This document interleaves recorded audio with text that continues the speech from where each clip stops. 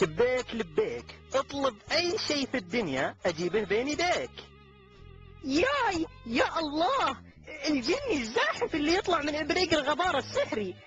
تكفى يا بطل، حقق لي اعظم امنياتي.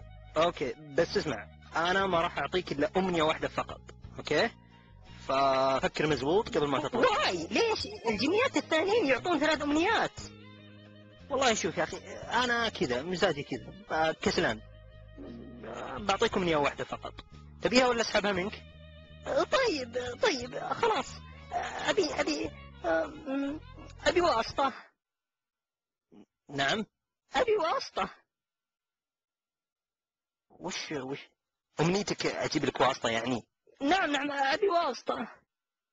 ورا يا اخي، ورا ما تطلب لك شيء ثاني، ورا ما تطلب لك قطعة أرض على 4 شوارع في شمال الرياض. لا ورا ما تتمنى 1,000,000 ريال.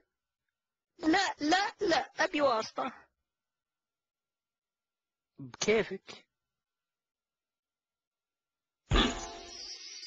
ياي واسطتي. يا الله، شكرا يا الجن السحري. تكفي الواسطة، ابي قطعة ارض في شمال الرياض على 4 شوارع. ولا يهمك، خلني ادق على ابو بندر. الو ابو بندر، ايه حياك؟ خير الله يسلمك. بغينا قطعة ارض في شمال الرياض للغليم. نعم على 4 شوارع الله يخليك. الله يسلمك يا ابو بندر. حمود عبد الله. نعم هنا. تفضل يا اخ حمود، هذا صك ملكيتك الارض في شمال الرياض على 4 شوارع. يلا سلام عليكم.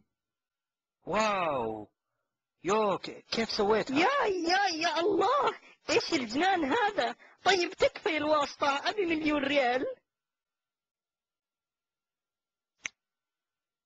مليون مبروك للفائز ب1,000,000 ريال سعودي، مقدمة من الواسطة إلى الشاب حمود. ياي 1,000,000 ريال، اقدر اسافر بها للبحرين.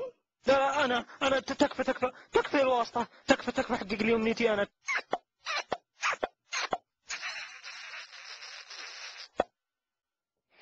طيب يا الواسطة، ابي 3 امنيات جديدة من الجني. يا جني، سم طال عمرك.